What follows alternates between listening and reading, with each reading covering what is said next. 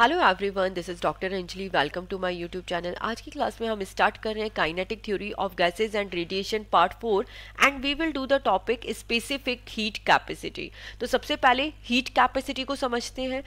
1 kelvin और 1 Celsius temperature increase करने के लिए जो बॉडी को हीट दी जाती है उसी को हम बोलते हैं हीट कैपेसिटी।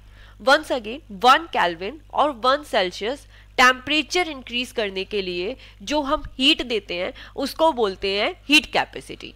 इसके बाद आता है स्पेसिफिक हीट कैपेसिटी। तो स्पेसिफिक हीट के अंदर क्या होता है, हम यहाँ पे मास यूनिट लेते हैं। जस्ट एग्जांपल हमने यहाँ पे 1 kg ले लिया, तो 1 kg वॉल्यूम का टेम्परेचर 1 केल्विन और 1 सेल्सियस इंक्रीज करने के लिए जो हम हीट देंगे उसी को क्या बोला जाता है, specific heat capacity. Amount of heat required to raise the temperature 1 Celsius और 1 Kelvin of substance per unit mass। Per unit mass का मतलब क्या है, मास का ही हमें टेम्परेचर इंक्रीज करना है, बट वो 1 ग्राम भी हो सकता है, 1 किलोग्राम भी हो सकता है। तो इसके एक्चुअली स्पेसिफिक हीट कैपेसिटी का कंसेप्ट क्यों लिया गया है, ठीक है। हमें ये चीज समझ आ गई कि एग्जैक्टली स्पेसिफिक हीट कैपेसिटी कितनी है कि कोई भी बॉडी है, आपको उसका टेम्परेचर 1 डिग्री सेल्सियस और 1 केल्विन इंक्रीज करना है, ठीक है। 1 kg का टेम्परेचर 1 सेल्सियस और 1 केल्विन इंक्रीज करना है, उसके लिए जो हीट रिक्वायर्ड है उसी को बोल दिया स्पेसिफिक हीट कैपेसिटी। बट इसके थ्रू क्या कर सकते हो, आप फाइंड आउट कर सकते हो किस बॉडी को कितनी हीट रिक्वायरमेंट है। इट जस्ट एग्जांपल मान लीजिए कि यहाँ पर एक दूसरी बॉडी ली, इसका भी टेम्परेचर हमें कितना इंक्रीज करना है, 1 केल्विन और 1 सेल्सियस। अमाउंट हमने सेम ले लिया, 1 kg ले लिया। तो ऑफ कोर्स दोनों बॉडी को, अगर आपने इसमें मान लीजिए पानी लिया है और इसके अंदर मिल्क लिया है, तो दोनों सेम टाइम पे थोड़ी ना टेम्परेचर इंक्रीज होगा, दोनों को अलग अलग अमाउंट में हीट चाहिए होगी। तो दैट इज द डिफरेंस। तो इसी को कंपैरिजन करने के लिए कि कौन सी बॉडी को किस अमाउंट में हीट चाहिए होती है, उसी के लिए कंसेप्ट आया है स्पेसिफिक हीट कैपेसिटी। और यहाँ पे हमने 1 kg क्यों लिया है, क्योंकि अगर आपने क्वांटिटी चेंज कर दी ना तो ऑफकोर्स फिर वो टाइमिंग चेंज हो जाएगा, हीट चेंज हो जाएगी, आप कंपैरिजन कर ही नहीं पाओगे। तो हम कंपैरिजन किससे कर रहे हैं, यहाँ पे हीट से कर रहे हैं, जिसके थ्रू वी कैन फाइंड किस बॉडी को किस अमाउंट में कितना ज्यादा हीट रिक्वायर्ड है, कितना कम हीट रिक्वायर्ड है। अब इसके बाद ऑफ कोर्स किसी बॉडी का जैसे जैसे आप टेम्परेचर इंक्रीज करोगे तो उसका प्रेशर और वॉल्यूम चेंज होगा, ऑफ कोर्स चेंज होता है ना। मिल्क को बॉईल करते हैं, पानी को बॉईल करते हैं तो पानी ऊपर आता है, तो दैट मीन्स वॉल्यूम चेंज होता है। तो टेम्परेचर इंक्रीज हो रहा है तो of course pressure and volume भी चेंज होगा। अब इसके बाद यहाँ पे दो टर्म आएगी, एक तो Cp और एक Cv। तो ये दोनों को समझते हैं कि क्या है। तो देखिए Cp एंड Cv ये दोनों की दोनों क्या है, स्पेसिफिक हीट है। क्या है, स्पेसिफिक हीट है। बट Cp क्या है, eight constant pressure, and Cv क्या है, एट कांस्टेंट वॉल्यूम। तो Cp को क्या लिखते हैं, specific heat at constant pressure, and what is Cv, specific heat at constant volume. तो देखिए एग्जैक्टली होता क्या है कि जैसे ही आपने मान लीजिए कोई इस कंटेनर में लिक्विड है, ठीक है, या फिर एग्जांपल ले लेते हैं वाटर है। अब आपने इसको टेम्परेचर देना स्टार्ट किया, इसको हीट देना स्टार्ट किया, टेम्परेचर इंक्रीज होगा, बट इसका वॉल्यूम एकदम से बढ़ जाएगा क्या, वॉल्यूम एकदम से तो नहीं बढ़ेगा, वॉल्यूम कुछ टाइम के लिए तो कांस्टेंट रहेगा। तो उस टाइम के लिए जो स्पेसिफिक हीट हो गई that is specific heat at constant volume. और जब प्रेशर कांस्टेंट रहता है तब हम उसको बोलते हैं specific heat at constant pressure. अब ये दोनों का जो रिलेशन है, specific heat at constant pressure and specific heat at constant volume, इन दोनों का हमें क्या करना है, रिलेशन फाइंड आउट करना है। क्या फाइंड आउट करना है, इनका रिलेशन फाइंड आउट करना है। और इनका रिलेशन हम किससे फाइंड आउट करते हैं, मेयर रिलेशन से। ओके, मेयर वह साइंटिस्ट जिन्होंने क्या किया था, specific heat at constant pressure and specific heat at constant volume में रिलेशन दिया था। तो इसीलिए हमने इसका नाम रखा है Mayer relation. And mayor relation के थ्रू हम इन दोनों में रिलेशन फाइंड आउट करेंगे। That is very very important, क्योंकि इस पे बेस्ड ऑफकोर्स क्वेश्चन आते हैं।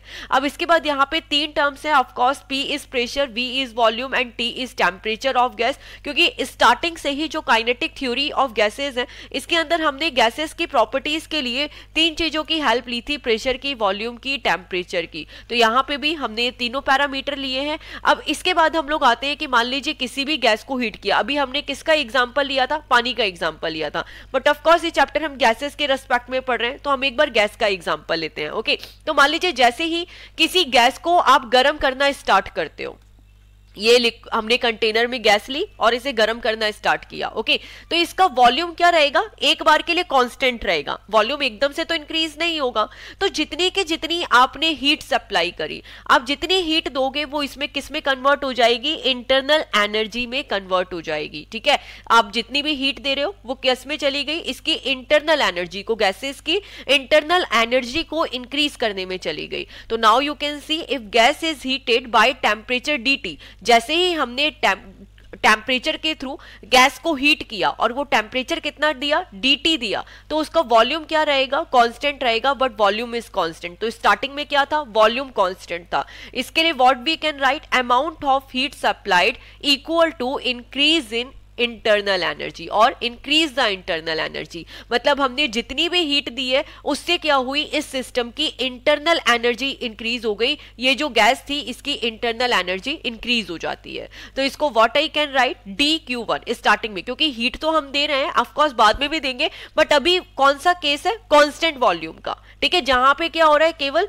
इंटरनल एनर्जी इंक्रीज हो रही है। तो हमने क्या लिखा, dQ1 equal to DE। Okay, जितनी भी आपने हीट दी है उससे क्या हुई, इंटरनल एनर्जी इंक्रीज हुई। अब आपको यह चीज पता है कि यहां पे कोई वर्क डन तो नहीं हुआ है। क्यों, वर्क डन कब होता है, जब पार्टिकल क्या करता है, अपनी पोजीशन चेंज करता है। ठीक है, बट यहाँ पे कोई वर्क डन हुआ है, नहीं हुआ है, तो यहाँ पे 0 वर्क डन है।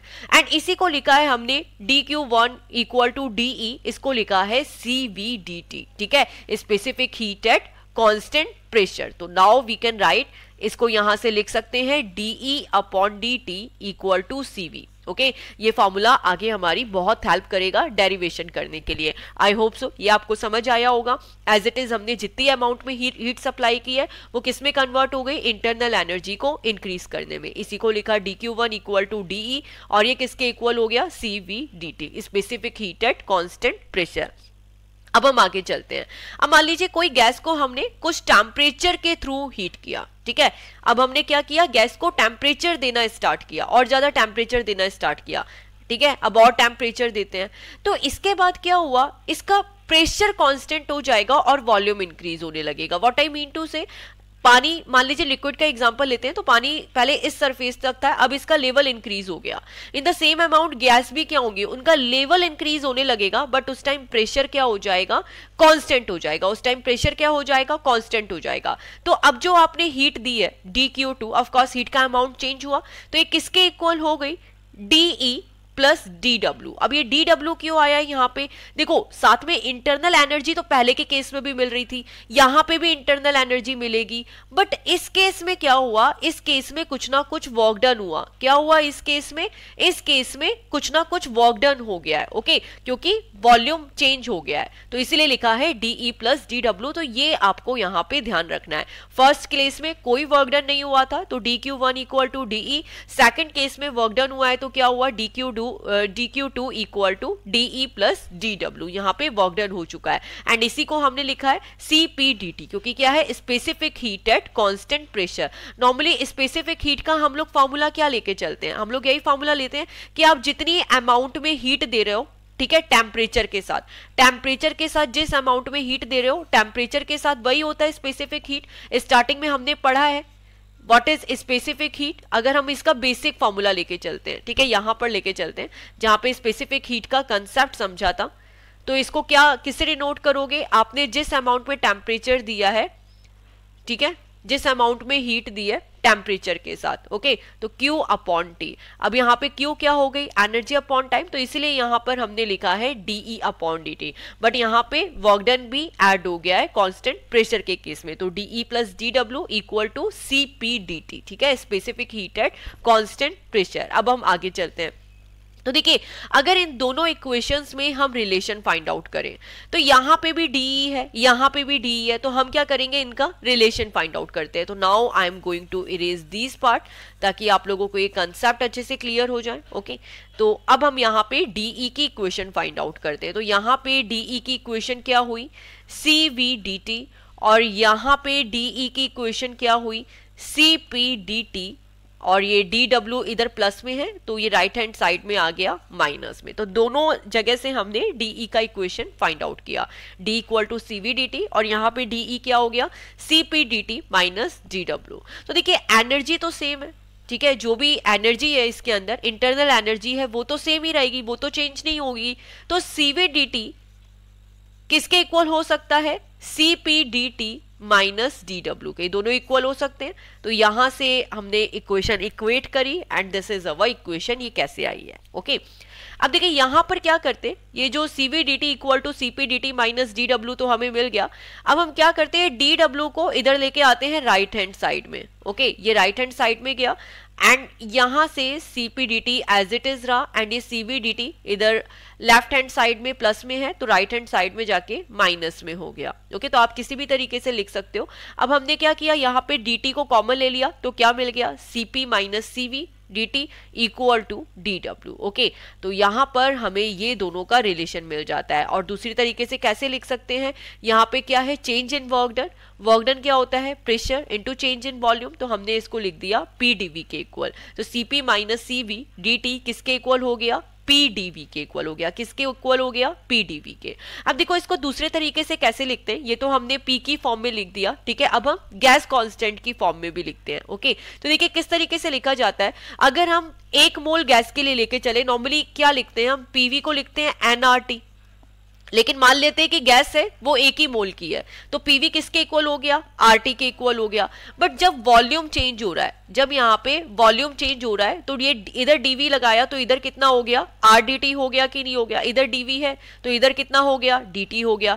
वॉल्यूम चेंज हो रहा है, टेम्परेचर भी चेंज हो रहा है तो dv dt। ओके तो यहाँ पर cp minus CV dt equal to pdv की जगह हमने क्या पुटअप कर दिया, rdt पुटअप कर दिया। क्या पुटअप कर दिया, pdv की जगह rdt पुटअप कर दिया। तो ये dt से dt कैंसिल आउट हो गया, cp माइनस सीवी किसके इक्वल मिला, r के इक्वल मिला। तो इसी रिलेशन को हम क्या बोलते हैं, मेयर रिलेशन। तो मतलब इससे क्या पता चला हमें कि जो r है वो तो ऑफ कोर्स कांस्टेंट है, गैस कांस्टेंट है। तो अगर हम इन दोनों को सब्सट्रैक्ट करें, specific heat at constant pressure and specific heat at constant volume, तो दोनों का सब्ट्रैक्शन हमें क्या मिलेगा, हमेशा कांस्टेंट ही मिलता है।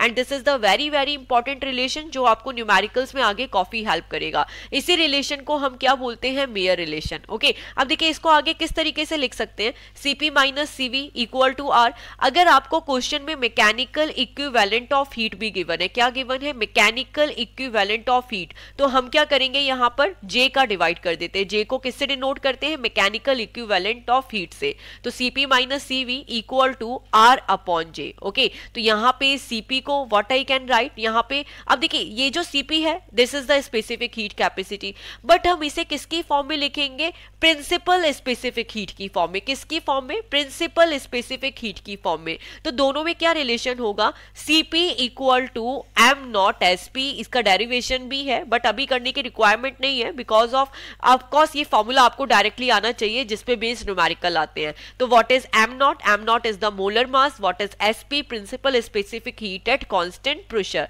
तो ये हमने रिलेशन फाइंड आउट किया specific heat and principal specific heat के अंदर। ओके तो यहां पर इन द सेम वे जो ये cv है वो क्या हो जाएगा, m nought sv।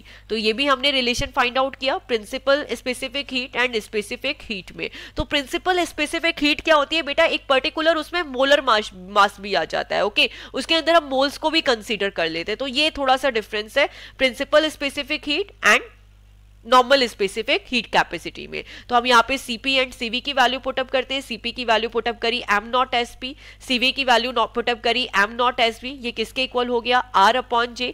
m nought को आप कॉमन ले लीजिए तो sp minus sv equal to r upon m nought j। तो these two formulas are very very important that will really help you in the exam। तो फिर से करते हैं, यहाँ पे the one is cp minus cv equal to r, the second one is sp minus sv equal to r upon m naught j। what is r, gas constant, m naught molar mass and j is the mechanical equivalent of heat। okay तो ये जो पूरा relation है Mayer relation, अब हम इसको एक page पे लेके आ गए, ठीक है, ताकि आपका रिवीजन हो जाए कि हमने इसको किस तरीके से किया था। अभी जो 4 पेजेस डिफरेंट स्लाइड दी थी, ये पूरी की पूरी एक स्लाइड में आ गई। ओके तो स्टार्टिंग से सबसे पहले हमने cp एंड cv को समझा। What is cp, specific heat at constant pressure, what is cv, specific heat at constant volume, pvt pressure, volume, temperature.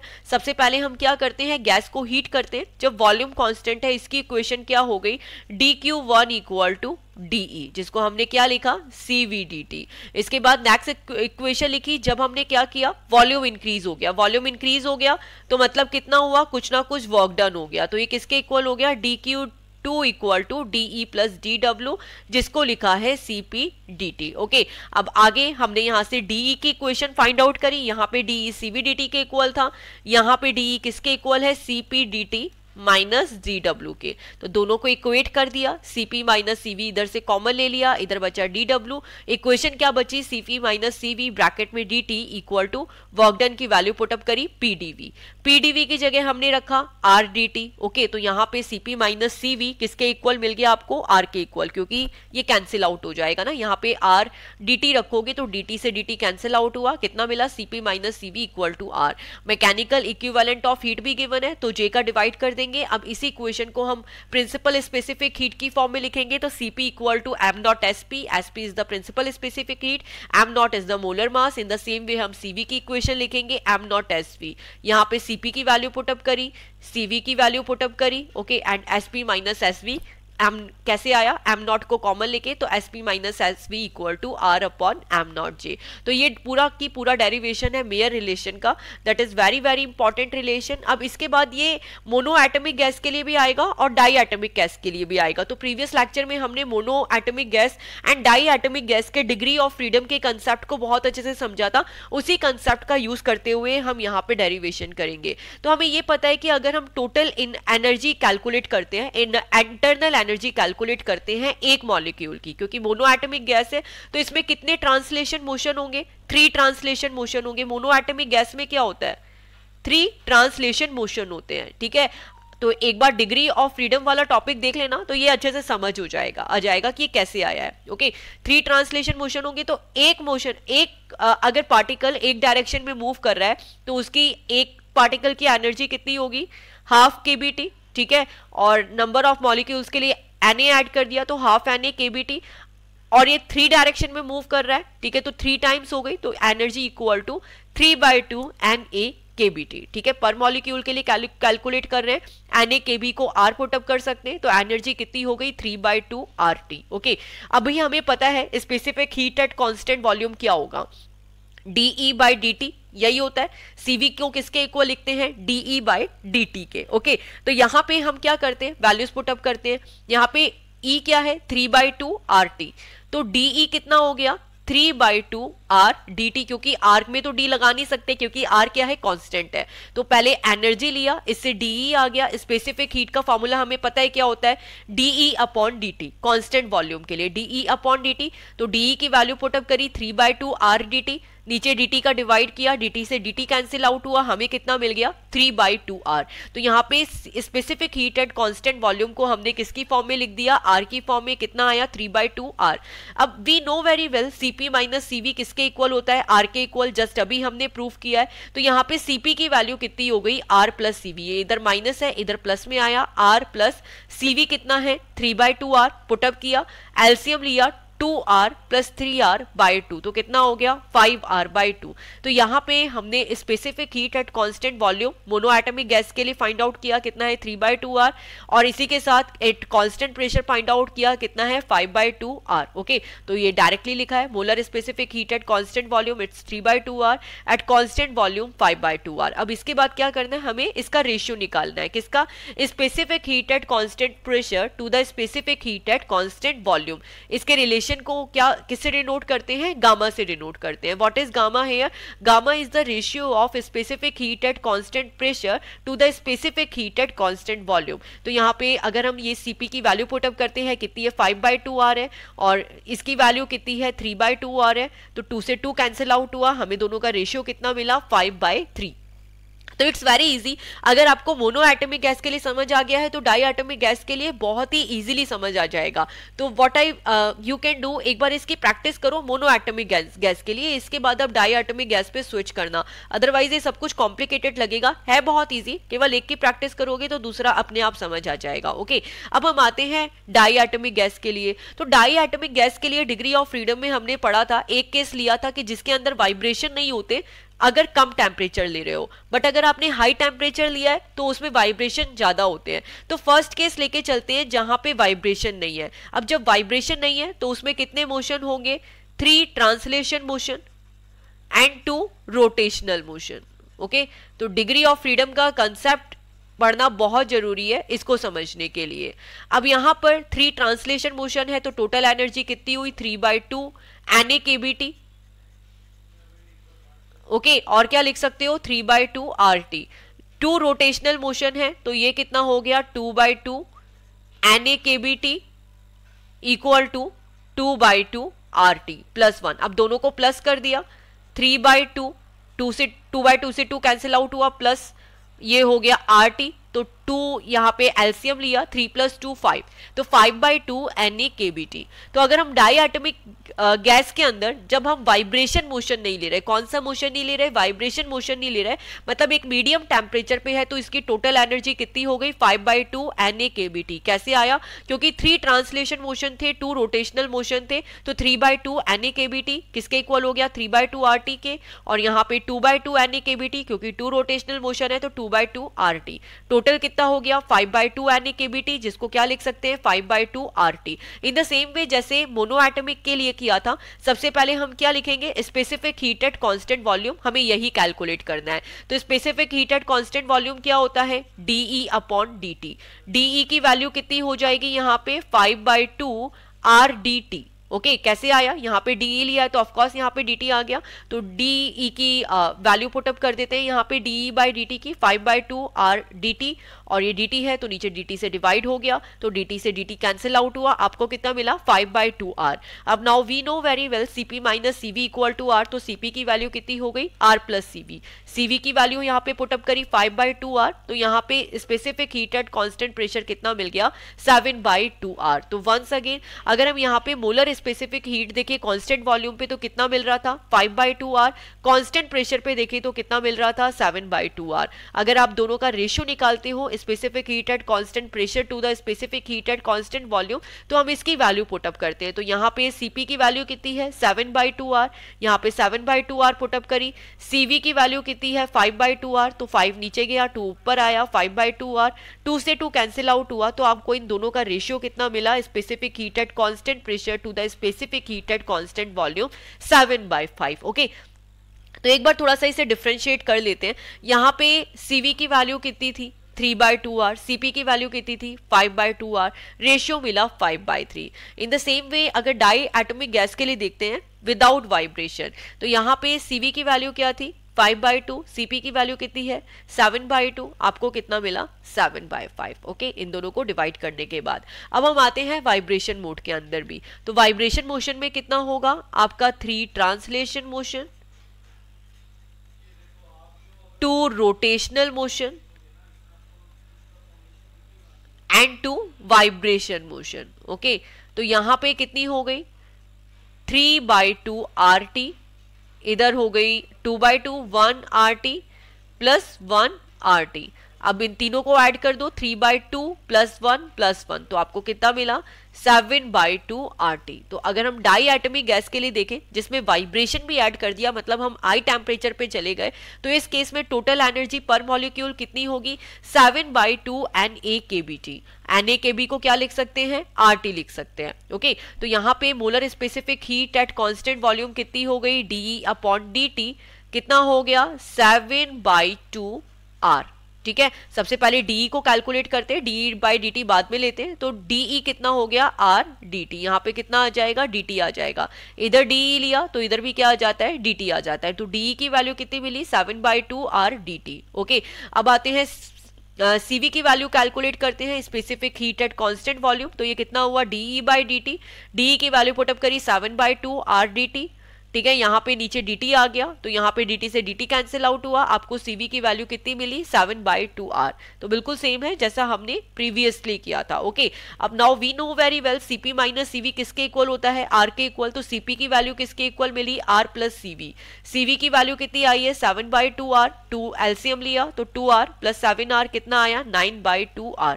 तो ये हमने सीवी की वैल्यू फाइंड आउट करी, इसके बाद सीपी की वैल्यू फाइंड आउट करी।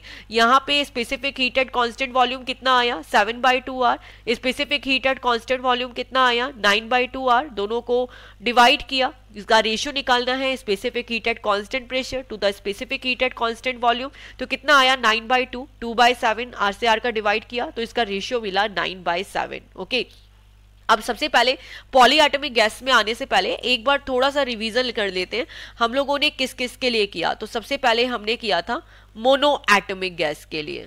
ओके, तो मोनो एटॉमिक गैस के लिए हमने CV फाइंड आउट किया था किससे, DE/dt से। ओके, एंड ये हमें कितना मिला था 3/2R, क्योंकि dt से dt कैंसिल आउट हो गया था।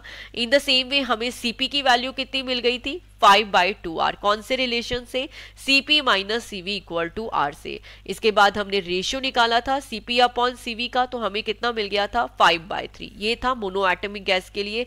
इसके बाद हम आए थे डाई एटॉमिक गैस से। तो अगर आप तीन डेरिवेशन किए हैं, तीनों का प्रोसेस बिल्कुल सेम है। डाई एटॉमिक गैस में हम आए विदाउट वाइब्रेशन, किस पे आए थे, विदाउट वाइब्रेशन। तो आपको ये ध्यान रखना है कि मोनो एटॉमिक गैस में केवल कितने मोशन होते हैं, केवल 3 ट्रांसलेशन मोशन होते हैं। कितने मोशन होते हैं, 3 ट्रांसलेशन। अब अगर डाई एटॉमिक गैस में देखें तो यहां पर क्या होता है, 3 ट्रांसलेशन मोशन होते हैं, 2 रोटेशनल मोशन होते हैं। ओके, और हर एक की एनर्जी कितनी होती है 1/2 kBT, वो सब कुछ हमने कैलकुलेट किया था। तो इससे यहाँ पे CV कितना मिल गया था 5/2R, तो 3 + 2 5/2R हो गया था। इन द सेम वे CP की वैल्यू कितनी आ गई थी 7/2R, इससे CP अपॉन CV को डिवाइड किया था तो हमें कितना मिला था 7/5। इसके बाद हमने डाई एटॉमिक गैस किया विद वाइब्रेशन के लिए। अब वाइब्रेशन वाले में क्या था, 3 ट्रांसलेशन थे, 2 रोटेशन थे और 2 वाइब्रेशन थे। तो इससे क्या हो गया 3 4 5 6 7, तो यहाँ पे CV की वैल्यू हो गई थी 7/2R, CP की वैल्यू हो गई थी 9/2R, क्योंकि प्लस R ऐड हो जाता है ऑफ कोर्स। तो CP अपॉन CV हमें कितना मिल गया था 9/7। ओके, तो इस तरीके से हमने ये तीनों डेरिवेशन किए। अब लास्ट में आते हैं पॉलो एटॉमिक गैस के लिए। तो अभी तक तो क्या था, हम किस टाइप के एटम के लिए सॉल्व कर रहे थे, जिसका एक एटम हो या फिर 2 एटम हो। But if there is many of molecules, अगर वहां पे बहुत सारे 2 एटम से ज्यादा नंबर है, तब आप क्या करोगे, तब कैसे सॉल्व करोगे। तो इसके लिए बेटा एक सिंपल सा फॉर्मूला होता है। देखिए 3 ट्रांसलेशन अगर हम यहाँ पे देखते हैं, एक तो उसका एटॉमिक स्ट्रक्चर कैसा है। तो जैसे अमोनिया गैस का लिया, अमोनिया गैस का क्या होता है फॉर्मूला NH3, N से 3 हाइड्रोजन के एटम निकले हुए हैं। ओके, तो बॉन्डेड है। तो नाउ यू कैन सी इसका ट्रांसलेशन डिग्री ऑफ फ्रीडम क्या है 3, क्योंकि तीनों डायरेक्शन में मूव कर सकता है। रोटेशन भी कितना हो सकता है 3 टाइम्स हो सकता है। ठीक है, लीनियर मॉलिक्यूल है तो 2 टाइम्स। तो अब यहां पर हमें केवल इतना सा दिमाग लगाना है कि ट्रांसलेशन, रोटेशन और वाइब्रेशन कैसा हो रहा है। अमोनिया गैस के लिए 3 ट्रांसलेशन है 3/2 kBT, रोटेशन कितना हो गया 3/2 kBT, एंड वाइब्रेशन के लिए कर दिया हमने f/2 kBT, क्योंकि we don't know how much frequency they are generating, तो हमने कर दिया f/2 kBT। ओके, तो फॉर्मूला क्या हुआ 3 + f/2 kBT, किसके लिए, पोलो एटॉमिक गैस के लिए। अभी हम किसके लिए कर रहे हैं, अमोनिया गैस के लिए। तो वाइब्रेशन के लिए यहाँ पे f को ऐड कर दिया, फ्रीक्वेंसी को ऐड कर दिया, ½ kBT, f/2 kBT हो गया। तो फॉर्मूला क्या हुआ 3 + f/2 kBT। तो ये हमने क्या निकाला, एनर्जी निकाली। इन द सेम वे अब हम energy in the form of molecule, ये तो हमने सेम सॉल्व किया है 3 + f/2। यहाँ पे नंबर ऑफ मॉलिक्यूल्स है तो Na मल्टीप्लाई हो गया, तो क्या हो गया Na kBT। इससे हम क्या करते हैं DE निकालते हैं, तो DE कितना हो गया, ये तो सेम ही रहेगा 3 + f/2, इसमें कोई कांस्टेंट नहीं है। Na kB को we can put up R, और ये क्या हो जाएगा dt। अब यहां से CV निकालेंगे DE अपॉन dt, तो ये dt से dt कैंसिल आउट हो जाएगा। हमें क्या मिलेगा 3 + f/2 Na kB as you can see on the screen, और ये Na kB को यहाँ पे हम R भी पुट अप कर सकते हैं। Now we know very well CP minus CV equal to R। CP की वैल्यू कितनी हुई, ये जो इधर माइनस में है लेफ्ट हैंड साइड में, राइट हैंड साइड में जाके प्लस में गया, तो ये हो गया R + CV। ओके, तो ये CV की वैल्यू पुटअप करी 3 + f/2R + R, तो ये कितना हो गया, तो आप देखिए यहाँ पे 3R + R, ये हो गया 4R + f/2R। तो गामा हमें यहाँ पे CV की वैल्यू भी मिल गई है, CP की वैल्यू भी मिल गई है। हम दोनों का स्पेसिफिक हीट का रेशियो निकाल लेते हैं, तो कितना हुआ 4 + f/2R divided by 3 + f/2R, R से R कैंसिल आउट हुआ, तो बेटा ये रेशियो हमने कंप्लीट किया पोलो एटॉमिक गैस के लिए। अब हम इसी पे बेस्ड न्यूमेरिकल करते हैं। तो अभी तक हमने स्पेसिफिक हीट पे बेस्ड जो फॉर्मूलाज किए हैं एक बार उनको देखते हैं। Cp minus CV equal to R, that is our basic formula. अगर हमें इस प्रिंसिपल स्पेसिफिक हीट के कंसेप्ट में लिखना है तो ये क्या हो जाएगा, Sp minus SV equal to R upon m nought J। तो ये दोनों फार्मूलाज अभी पढ़े एंड लेट्स सी इस पे बेस्ड किस टाइप के न्यूमेरिकल आते हैं। Given the values of the two principal specific heat, हमें यहाँ पे directly principal specific heat given है। तो ये Sp है, मतलब कांस्टेंट प्रेशर के लिए 3400 कैलोरी पर केजी पर kelvin. And in the same वे हमें यहाँ पे Sv की वैल्यू भी गिवन है 2400 कैलोरी पर केजी पर kelvin for the hydrogen gas. Find the value of J, तो मतलब हमें यहाँ पे मैकेनिकल इक्विवेलेंट ऑफ हीट को कैलकुलेट करना है if the universal gas constant R equal to 8300 joule पर केजी पर केल्विन। तो Sp की वैल्यू है, Sv की वैल्यू है, R की वैल्यू है। We know very well Sp minus Sv equal to R upon m nought J। Okay, तो यहाँ पे एग्जैक्टली हमें J की वैल्यू को कैलकुलेट करना है। तो J क्या हो जाएगा, R upon m not, and ये ऊपर आया इधर, तो Sp माइनस Sv ये इधर नीचे डिवाइड में चले गए। तो आप यहाँ पे वैल्यूज पुट अप करोगे and then you can get answer in very very easy way. आपको मोलर मास पता होना चाहिए, हाइड्रोजन गैस का मोलर मास कितना होता है। तो m नॉट की वैल्यू यहाँ पे 2 पुटअप कर देंगे क्योंकि हाइड्रोजन गैस है, 2 एटम है, मोलर मास कितना हुआ, 2 हुआ। तो now you can get the value of J in very easy वे। अब हम आते हैं 3.4 पे। The difference between 2 molar specific heat of a gas is 8000 joule पर केजी पर केल्विन। तो यहाँ पे Cp माइनस CV को किसके इक्वल दिया हुआ है, 8000 जूल पर केजी पर केल्विन के इक्वल। एंड आगे गिवन है if the ratio of two specific heat, and इसी के साथ Cp अपॉन CV का रेशियो कितना गिवन है, 1.65। तो ये बहुत सिंपल सी मैथमेटिक्स है। यहाँ पे आपको दोनों मोलर स्पेसिफिक हीट कैलकुलेट करनी है। कैसे कैलकुलेट करोगे, तो सबसे पहले देखो दो रिलेशन दिए हैं, कोई तो मीनिंग दूंगा। तो यहाँ पे Cp की वैल्यू पुटअप कर ली, कितनी आई, 1.65 CV। तो हमने क्या किया, दोनों को CV की फॉर्म में चेंज किया। ये तो CV है ही, एंड Cp को भी किसकी फॉर्म में चेंज किया, CV की फॉर्म में। तो ये कितना हो गया, 1.65 CV माइनस Cp की वैल्यू पुटअप करी 1.65 CV, एंड यहाँ पे आ गया CV इक्वल टू 8000 जूल पर केजी पर केल्विन। इनको सब्ट्रैक्ट किया तो कितना आया, 0.65 CV 8000 जूल पर केजी पर केल्विन। ओके, तो अब आप यहाँ पे CV की वैल्यू बहुत इजीली कैलकुलेट कर सकते हो। 8000 में 0.65 का डिवाइड कर दो, कितना आएगा, ये वैल्यू आएगी 12307.69। आप ये कैलकुलेट करके देखना, you will get the same. इसके बाद आपके पास Cp की वैल्यू आ गई। तो आपको पता है Cp minus CV equal to R होता है। R की वैल्यू हमारे पास है, कितनी है, 8000 है।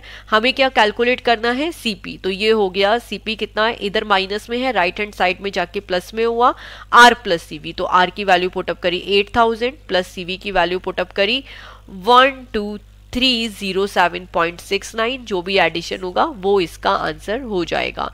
तो आज की क्लास में हमने टॉपिक कंप्लीट किया specific heat capacity. That was very very important topic. तो प्लीज़ इसे ध्यान से देखिएगा, एक बार इसकी प्रैक्टिस भी कीजिएगा, न्यूमेरिकल भी कीजिएगा, बिकॉज ऑफकोर्स अगर इसके न्यूमेरिकल आते हैं तो as you can see numericals बहुत ईजी है।